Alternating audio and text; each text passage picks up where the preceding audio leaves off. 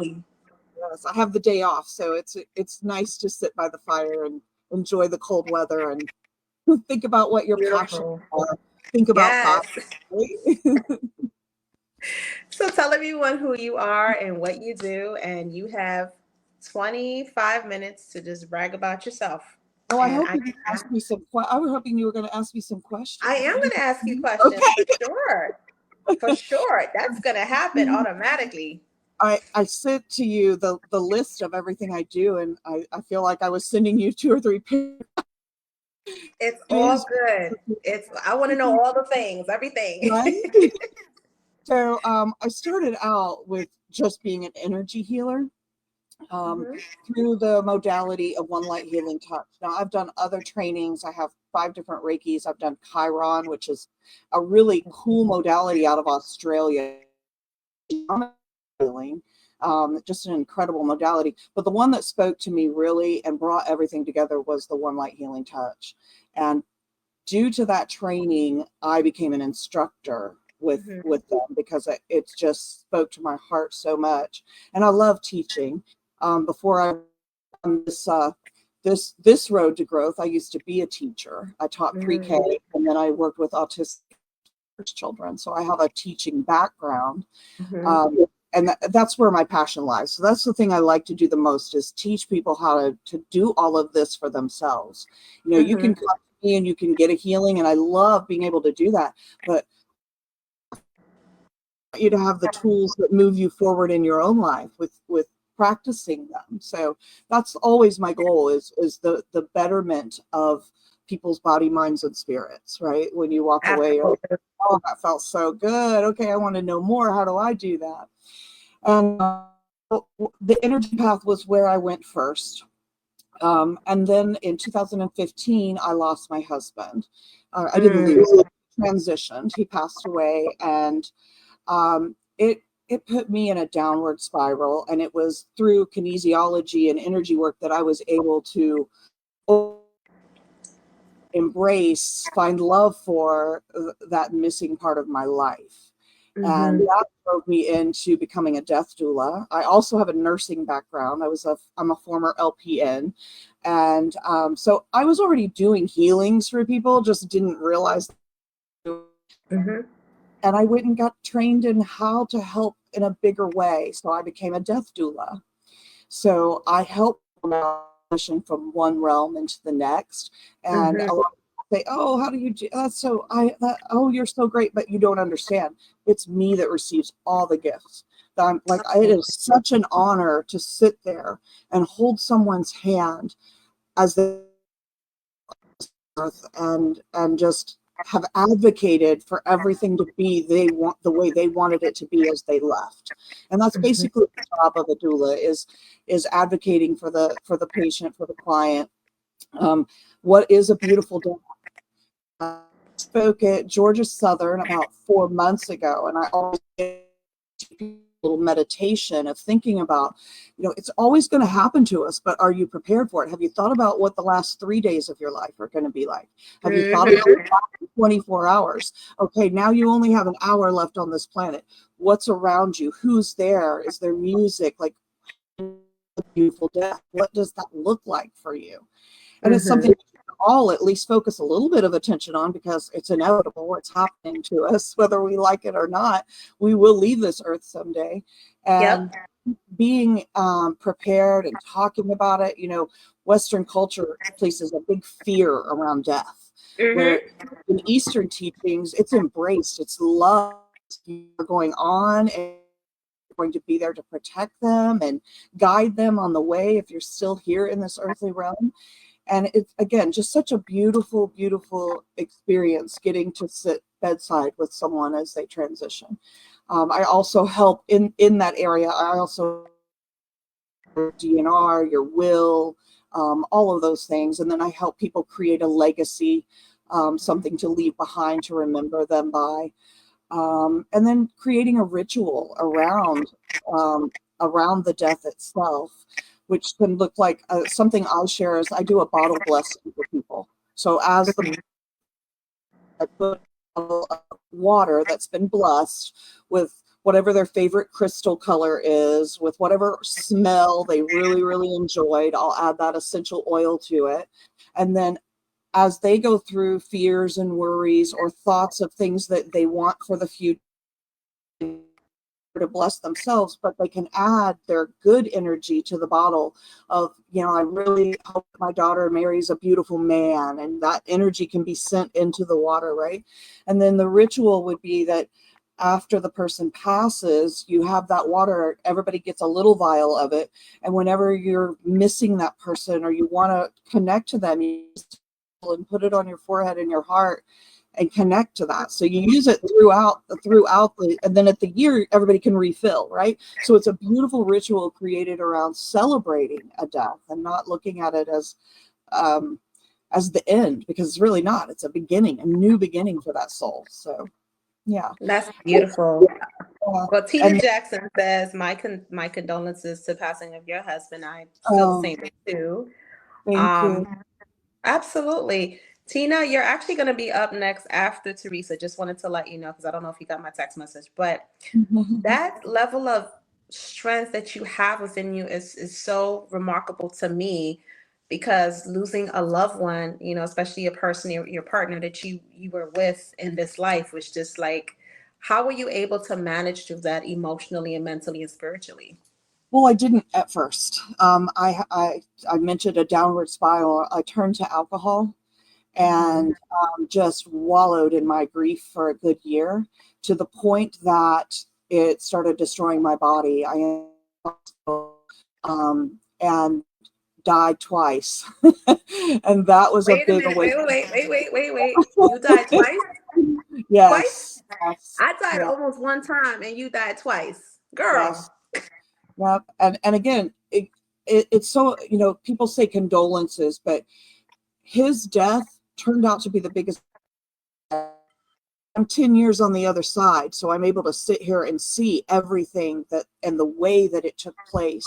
We'd been together for 15 years, and I was not an advocate for marriage. I'd been through two really bad ones, and I just didn't want to get married again. And we decided in December of 2014 to get married. And it was 3 months after I said yes and after we did it. We'd been together for 15 years. We did it in December, and in March he had a massive heart attack in our bed. And that was really like it soured me on marriage again. Like, no. But through the energy work, the meditations that I do with grief recovery, that's another thing that I do. I'm a grief recovery specialist with the Grief Recovery Institute. All the stuff that I learned and took trainings for, it was for myself, but it's now something that I can share. And I know how to help people get to the side that I'm on right now, where I can look at you and say, I miss him, and he still is a blessing.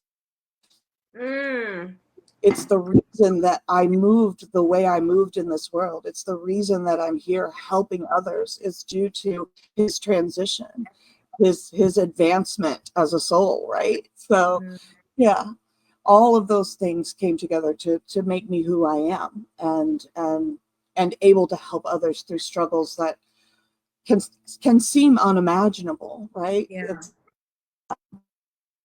Yeah. And then the other thing I do, just telling what I do will take 20 minutes, right? So You're good. we own a farm in Glenville, Georgia, and we Okay. are something called Hip Camp. So people come from all over the world and they camp on our property, and it's always such a blessing. We have 21 kids. It's magical to be here, honestly. I feel like the story of finding this place, 2 years of manifesting, and I had a list and I knew exactly what I wanted. And I happened to be attending Unity, and I did a what was it? Like a Think and Grow Rich type Okay. right? It's funny because I'm reading that book right now, and it was a class on abundance, right? And manifesting your abundance. And during the time of that course, I manifested this house, because I tell you, it was such a journey, 2 years looking. And I knew that what I would do is a retreat. I knew that that was important. God was speaking through me at that time, telling me that this is important. Plus, we wanted a handicap accessible home. I thought because of our mothers coming someday to live with us, but as it turned out, I have patients that come and live with me and they get to pass away here. Oh So my my word. doesn't mean that I'm just going to their home. Sometimes people come and live with me Oh to treat. wow. They don't have to die in a nursing home or something like that. There's all kinds of reasons that people have ended up coming here to live. But as I walked on this property after that, I had just completely released. I didn't care just what it is. And I came here and I found a piece of amethyst and I was like, oh, thank you. That's my Okay, birthstone. this is it. I'm meant to be here. And everything worked out. Everything worked out just beautifully, perfectly for us to step right in here. And we were able to create all this. I have a studio where I do the healing, the sound healing house. Someday when you visit, you'll have to come spend just even 10 minutes in the healing house. Is an incredible blessing. It feels I wonderful. would love to. So besides the campsites and the hip camp and doing all that, we also are facilitators of plant medicine.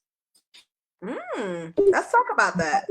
Yeah, my healing journey didn't end with just classes. I decided to go to Peru and I spent some time over there with the Shipibo tribe and learned about ayahuasca and participated in ayahuasca. And one of the most beautiful things I've ever experienced, for one, I and actually see my husband. And that What? was, yes, it was so incredible. And it wasn't seeing him in human form, it was seeing him as the spiral of light. And I was able to feel his energy just loving on me in such a way that I will never, ever forget it. It was just beautiful. And ayahuasca, it's hard to explain. It's going to be, I think I'm almost up to 5 journeys now. And it's never the same. There's a blessing in it every single time, but it's what you need to work on in that moment in time. So you can go in with your intention of, oh, give me what I need for healing. I'd really like to all the way. And you'll realize, oh, that's what I needed. That's what I needed. Most people who walk away from an ayahuasca experience realize that that's what they needed. They got exactly Wow. what they needed. It helped them to move forward in life or to release something that was holding. And it's a deep healing medicine and a loving medicine. So much love involved in that. Yeah. I've heard about ayahuasca countless times, and it's something that I eventually want to do because I feel like there's a healing for me in that aspect. I was watching a Netflix documentary. It was called The Last Shaman. And it was about this guy. He went to college. He did everything right, but he felt like something was missing. And he went to Peru and he was looking for a whole bunch of different shaman, and all of them were telling him about ayahuasca. And some of them were good and some of them were bad. And he found the person that was supposed to help him. And he went through this amazing transformation. And ayahuasca showed him parts of himself that he needed to fix and heal and work on. And I was just sitting there like, oh my God. Absolutely. So, just so you know, our next ceremony is in March, 25th. Okay. That's something we do here too. The shaman Okay. comes from Colombia. Uh, Oh, just a beautiful, beautiful. Enough about it. If anyone's interested, you just reach out to me and I can send you the link yes. to connect to the shaman and speak with them about the journey that's coming up. And they do it all over. It's in Florida, it's in New Hampshire, Texas. I think that's all the states that they cover right now. But Mhm. yeah, we Okay. were Good. invited to host, and then just such a beautiful Beautiful. experience. We've been doing it now for 4 years. So yeah, Okay. we do it So, twice a when, year here. okay. So when you experienced ayahuasca for the very first time, like what was that like for you? Frightening. I would Frightening. think so. I faced fear in such of yeah, you'll be told to go in with no expectations and all those, but I don't think you can help but go in with an expectation, especially if you're watching all the YouTubes and the videos about it, and and sometimes it's not presented in such a way that you can feel safe. Yeah. I did that. I'm a researcher. Like if I'm going to do something, I'm going to know a lot about it before I do it. And I wish Exactly. I wish I had not investigated as deeply as I did. Honestly, I wish I'd have just trusted when the ayahuasca, I went searching for. I was sitting on the beach in Florida meditating, and I heard ayahuasca. And I was like, what was that? That was the sound that went through my body. Well, Mm-hmm. the next week or so, I had 3 different things. I opened up a book and there's the word out loud in this gathering of people that I was with. And this lady says, "Oh, ayahuasca, I've done ayahuasca." And that's when I finally found out what it was. But to know that she calls people like that. And when we have a ceremony coming up, I do 30 days of a cleanse. Wow. Physically, mentally. So I want to be at the highest vibration I can be when I go into ceremony, because then we get to work with the really deep things, right? If I go in and I've been eating meat and I've been eating dairy and gluten and all that stuff, and the healing may be that I need to purge of all that physically. So I take care of the physical and I take care of the mental, and I'm meditating and praying every day when I go I'm at such a vibration that we work at a soul level. So let's heal what's in the soul. And so I've been taken back a couple of times to past lives where I've worked with in past life things that have happened. So yeah, again, it's an incredible healing medicine. It is. I definitely, when I'm ready, since I know that you facilitated, I will come to you because I trust you like that. Other people, not so much. Absolutely. Yeah, you can trust me like that. And I So guess I let's need to talk. mention that I was going to mention too, I am a member of the Wellness Chamber of Commerce for Yeah. Savannah and working in my way right now. I'm the community affairs liaison, and we are always looking for heart-based entrepreneurs to come join our networking events. We're not going to do anything for everybody's so much. It's just hard to squeeze one more thing in December, right? So come January, it's I think we're going to move to the second Wednesday of every month. You can go to the website, the Wellness Chamber, and look up the events calendar. It tells you all the things that are going on. And that's it. Absolutely. Besides what I can share you. Yeah, she's also a wedding officiant. So am I. It's awesome. So when are you going to write your book? Right, exactly. I've been being told that for so many years.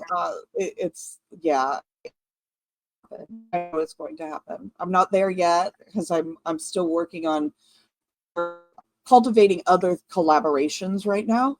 But yeah, the book will happen. It will. It will. I see several books. I just don't see one book. I see several books happening, not just Yeah, one. yeah, yeah. For The story of sure. my childhood alone would fill a book. I was raised in a cult called the Worldwide Church of God, which was no Christmas, no Easter, no birthdays, no, no, no, no, no, no, no. Yes, that's how I grew up.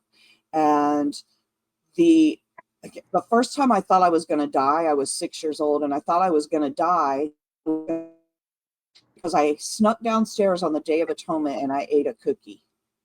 Oh my Oh, Lord. can No. you imagine being 6 years old and thinking that I've sinned against God because the preacher stood up there and said, God saw everything you did, everything. And me and my sister had sinned. We had ate that cookie on the Day of Atonement, which is 24 hours of no water. But we didn't really at 6 and 5, we didn't understand.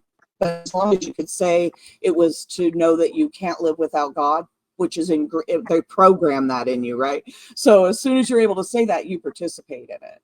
And yeah, just Oh, imagine that little girl, 6 years old, eating that cookie, going to church, away there so her mom wouldn't know. So it was a really well planned out sin, I want you to know. And Wow, you guys planned out the sin of eating the cookie. we started, yeah, we Hey, started Smurfette, 747. crying. My sister and I were shaking and crying, and we thought lightning was going to strike us dead at any moment for what we had done. And so members of the congregation start coming around and putting hands, and they thought we were touched. And I did not share that story with my mother till I was in my 40s about what really happened. That it wasn't about being what did your touched; mom it was about say? we were scared to death. Oh my um, God. that just realizing, oh my God, that's what you and your sister were thinking at that time. And we've since, they've since left the church, and my father passed away, and that gave my mother the freedom to leave the church. And so she's living here now too, and just absolutely wonderful. I had to be excommunicated because at 15 I got pregnant, which is another, again, I was a terrible, terrible sinner. But in doing, I never had to affiliate myself with that church again. And after my father passed, my mother was able to come here, and I think that's a big part of why I was led to do the things I do too. She's 73, 74 years old. The healings. And that's a brave soul right there to be able to step forward into truly healing yourself. And I love that she's on that journey of healing. Wow, that's a beautiful It's thing. beautiful to witness. Yeah, Heal, I could only right? imagine. Yeah. Wow. So thanks, Smurfette747, for coming on. I appreciate you. She says that your mom is so brave, and bless your heart that you've been through that, because I could only imagine what that must have felt like at 6 years old. Because I know at 7 years old, I was um, sexually abused at 7, and I felt like my soul left my whole entire body, and I was watching myself abused. And that's when I realized, after having a 4-hour past life regression this year, that I've learned how to master spiritual dissociation. That my Oh, soul can leave my body when I'm in fight or flight mode, and I can be present and talking to you, but my ass say, I ain't here. I'm somewhere in Narnia. I'm just yeah, gone. yeah. And then when I feel safe again, then my soul comes back into my body. And so at 6 years old, you're eating a cookie. And 7 years old, I'm over here like, what the fuck just happened? So it was just the things that we go through as children. I don't know. Have you seen Tony Robbins' I Am Not Your Guru I on have not. Netflix? I have not. So I don't have a television, just so you Oh, know. okay. We Okay. don't watch a lot of TV here. We try to stay electronic free, honestly, when we're here at the house. We have them, yes, but half the time I don't even know where it Well, the is. reason why I mention it is because when I was watching the documentary, there was a young woman, and she was part of something called Children of God. And she was telling her story of how, she had to do certain things for the love of God, and ended up having sex with adults at 6 years old, all this kind of stuff. And she pretty much was like the go-to person everyone would go to. She was the strong one, and she was like, I'm just tired of being strong, and I didn't know what else to do. And, someone told me, hey, you got to meet this guy named Tony. And he was really weeping and crying when she was telling her story, because he's the kind of person, he don't play. He'll cuss you out and love you at the same time. But he was so moved by her, and he told her she was pure magic.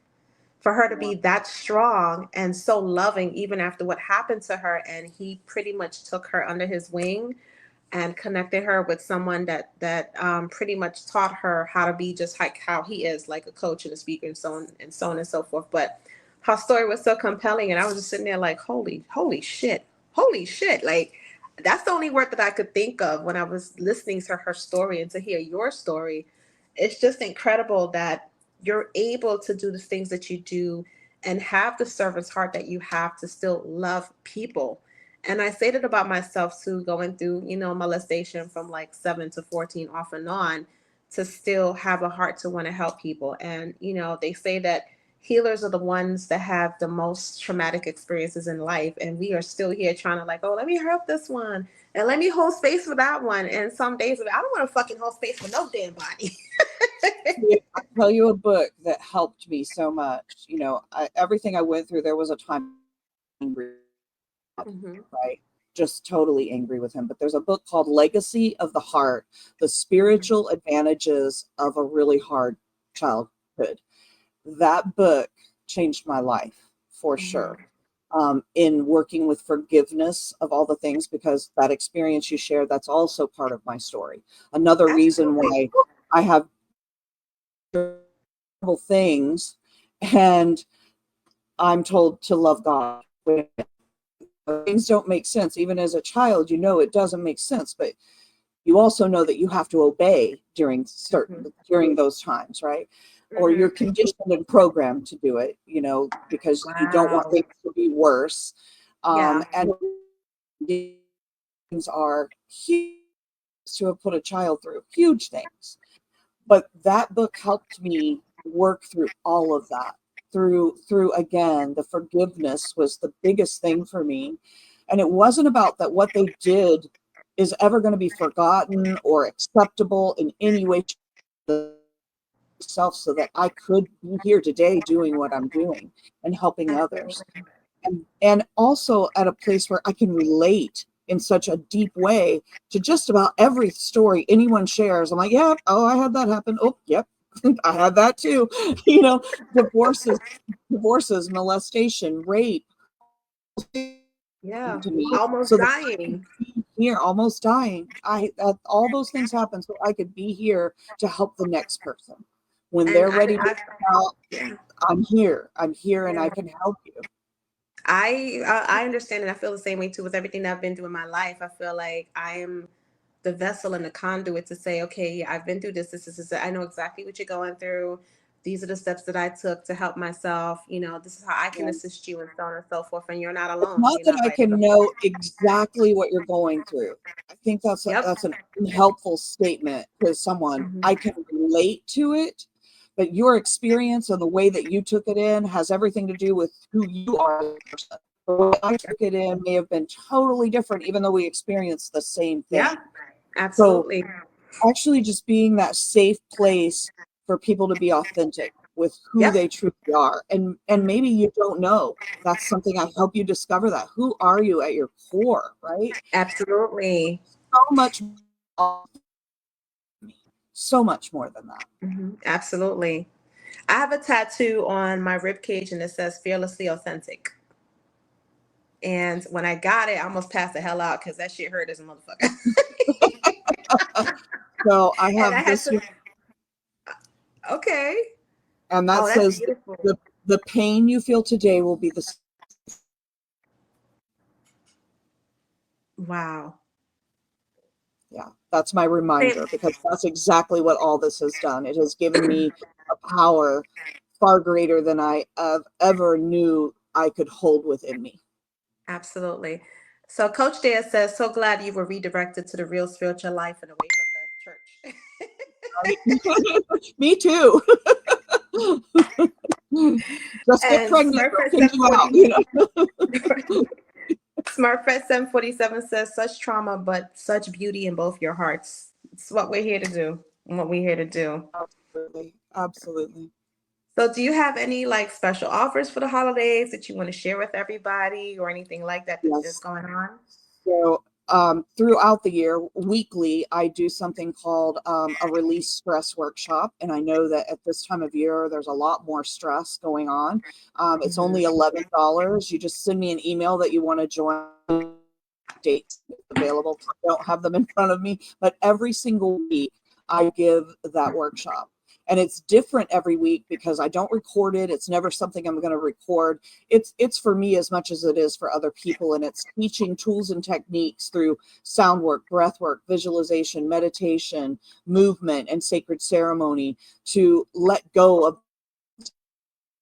toolbox moving forward, where you can reflect upon it and use it as a practice in your life and let things go rather than holding on to them. So it's a very valuable workshop. It's only $11. It's about an hour and a half, 2 hours. And then the other thing I do is called the Day of Healing, and on the 15th, I believe. Yes, the 15th, same day as the full moon. Once a month, I do something called the Day of Healing, and that is where I teach people how to scan others to find imbalances, how to tune into their intuition and trust that intuition, and long distant healing. It's basically a Reiki course, but at a different level, honestly. After you take that course, you're able to go out and you can help animals, you can help other people, you can heal yourself. I teach you how to do all of that. And then for the big finale, like those are my little breadcrumbs. If you be a certified practitioner, I teach One Light Healing Touch basic training, which is a 7-month course. We meet once a month, and then I teach you the tools. You work with them for 30 days. Then we meet again. I teach you some more. By the end, you'll know 55 shamanic intuitively which one needs to be used for what the person tells you going through. So those are the things I have coming up. And then, of course, I mentioned the ayahuasca ceremony. I do full moon ceremonies every month. Dr. Michael Bilkis and we collaborate and do sound and cacao every month also. December's is the 3rd Friday this month. We'll be doing sound and cacao. Beautiful experience there. 30 down. I mean, can it get any better? You're going to get up and feel so much better. And that cacao is just such a heart-opening plant medicine. It's like hot chocolate, but bitter. I've had cacao before. Such a heart-opening experience, and that's what that traditionally, right, through the culture. That's what it's for. It truly does an amazing little job. It's not psychedelic in any way. It's just very heart-opening. And once people are in that space, the sound frequencies can be received at a deeper level. So I'm certified in simatones, which is finding whatever area of body that it is to bring that area of the body back into balance. Yeah, did I even mention sound healing? Yeah, I do that too. Okay, so we're running out of time, but thank you so much for coming on. I appreciate it. And one question: what was the name of the book that you mentioned earlier? It was something Legacy of the Heart: The Spiritual Advantages of a Hard Childhood. Okay, cool. Can you send me the link? Because I think Daya wants to purchase it.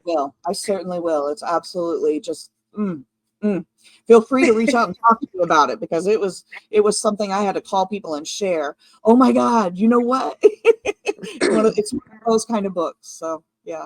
Well, thank you, Tereasa. I appreciate you. I appreciate you.